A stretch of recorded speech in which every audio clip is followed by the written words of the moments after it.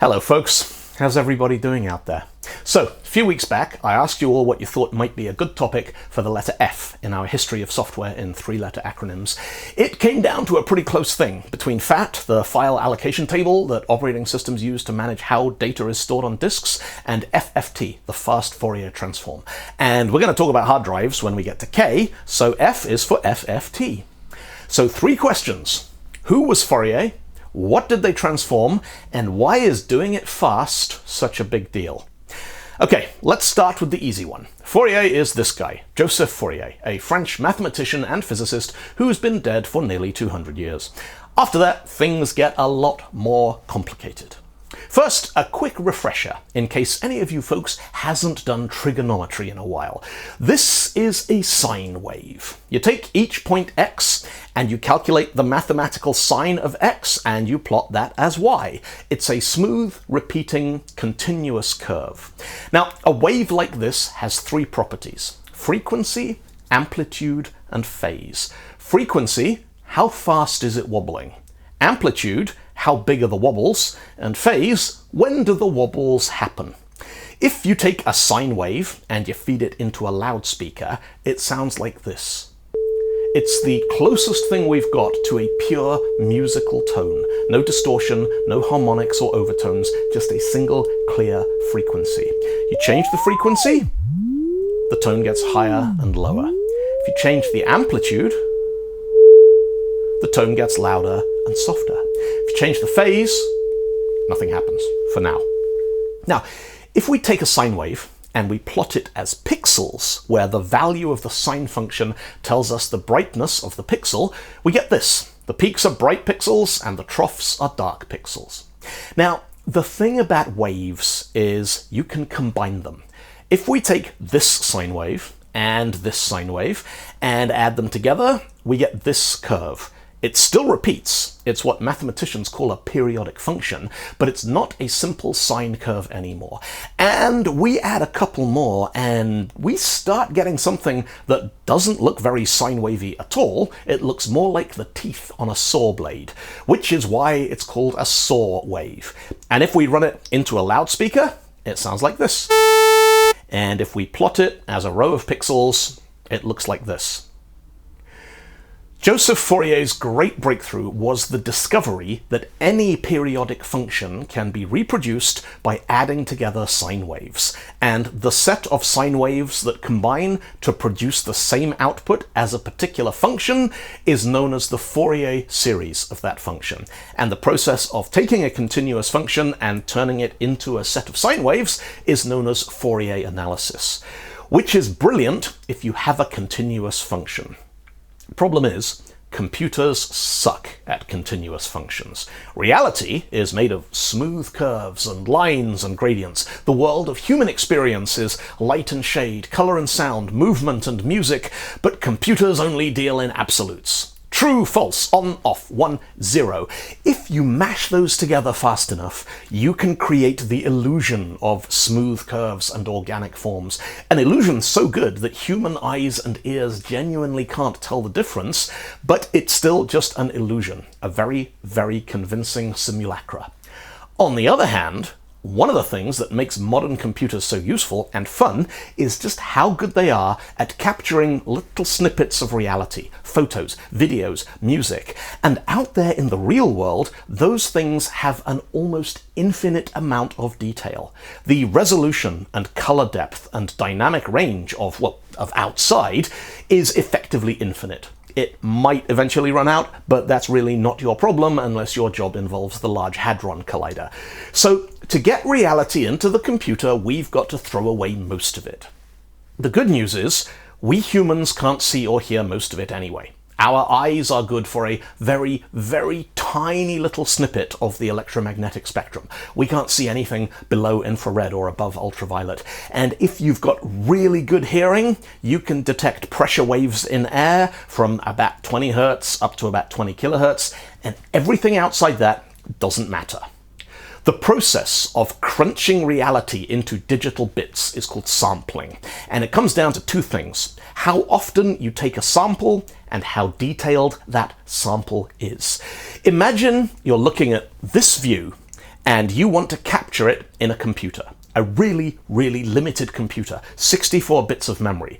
So we're going to divide the view into an 8x8 grid, 64 bits, and then for each square in the grid, we get 1 bit of sampling. Yes or no, true or false, black or white.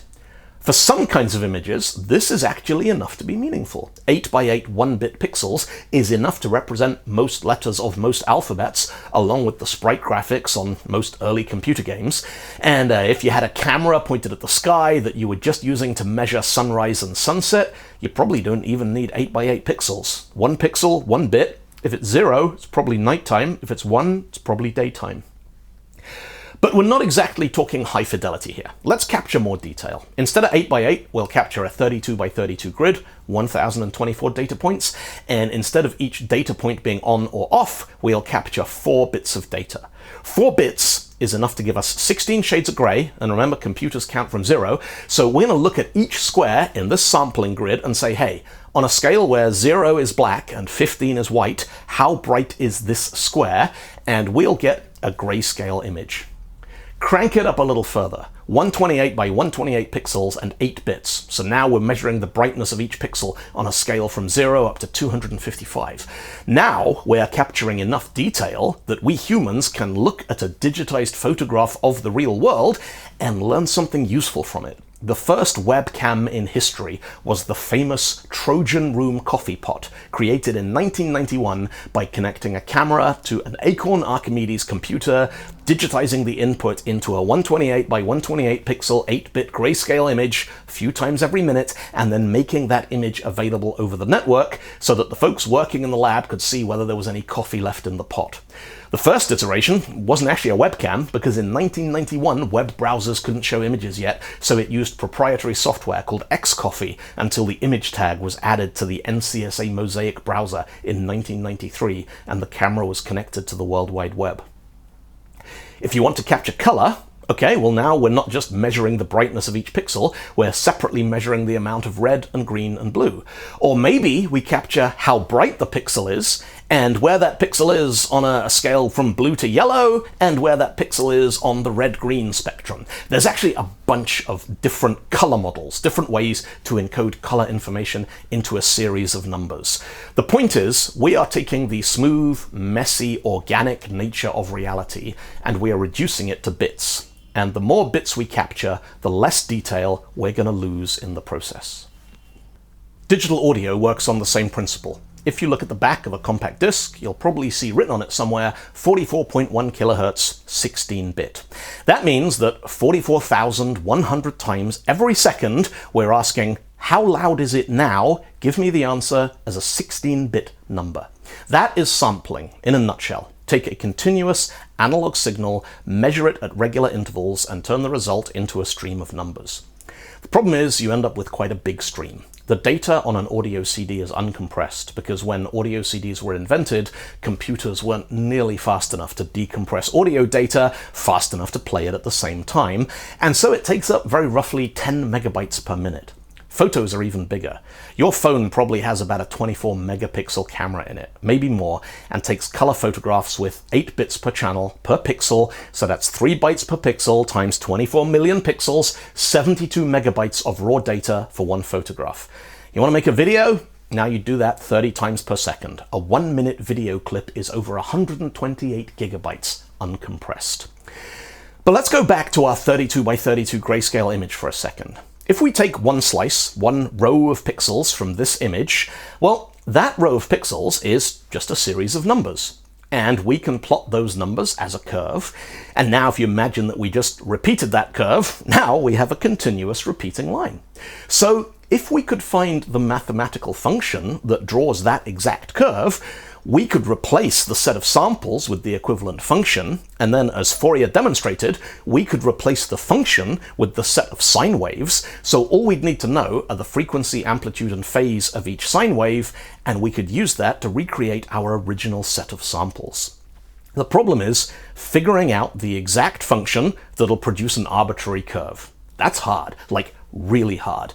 But it turns out there is a thing called the discrete Fourier Transform, a bit of extremely clever mathematics that will turn samples directly into frequencies without having to work out what the function in between would look like. The problem with the discrete Fourier transform is complexity. You'll hear computer scientists talk about big O notation and the order of complexity of an algorithm. The discrete Fourier transform is what we call order n squared. The time it takes to analyze a given input is proportional to the square of the size of the input. So let's say we had a computer that could analyze 1 second of audio data in 1 second.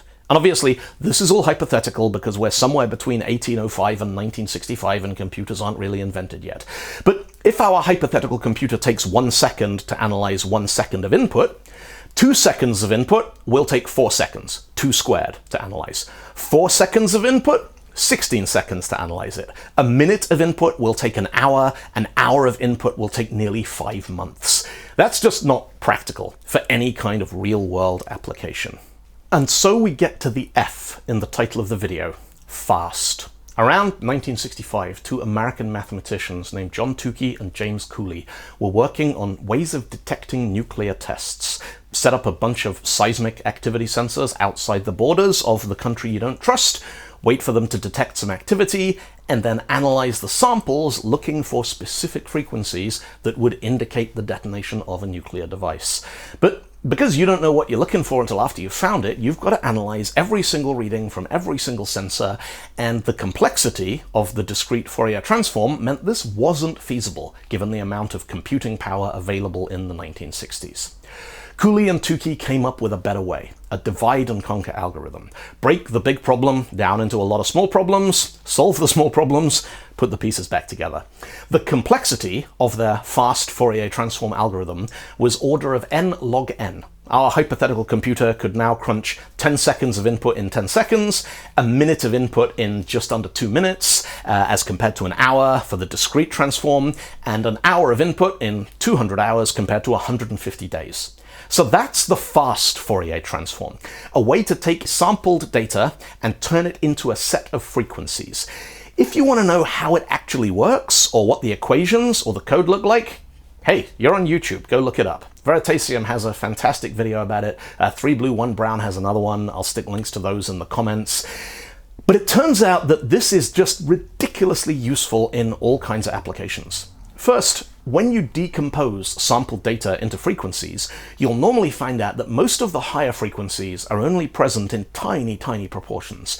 And if you leave them out entirely, they don't make that much difference. Kind of like deconstructing a meal back into a recipe. You analyze the pasta sauce, you figure out tomatoes, onions, garlic, mushrooms, a bay leaf, oregano, basil, a pinch of black pepper, and then you leave out the pepper, the basil, and the oregano. The sauce you get back out of the compressed recipe, it won't be identical, but it's close enough. Fourier transforms and related algorithms like the discrete cosine transform, they're the key to almost all lossy data compression techniques, JPEG images, MP3 and AAC audio.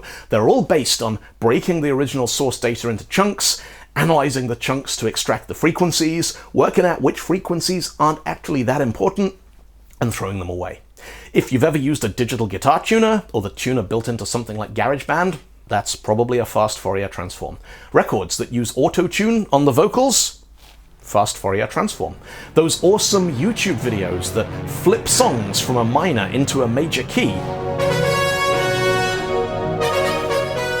fast Fourier transform. They're a bridge between two different ways of looking at the world, a link between the cold, clinical, digital world of computers and the warm, fuzzy, analog world of human experience. And I think it's safe to say that technology would be a lot less useful and a whole lot less fun without them. Folks, I hope you found that interesting. This week, I'm going to be in Vilnius at Build Stuff, so if you're going to be there too, come and say hi. If not, you folks have a good week out there. Look after each other, more so now than ever, and I'll catch you all next time. Bye-bye.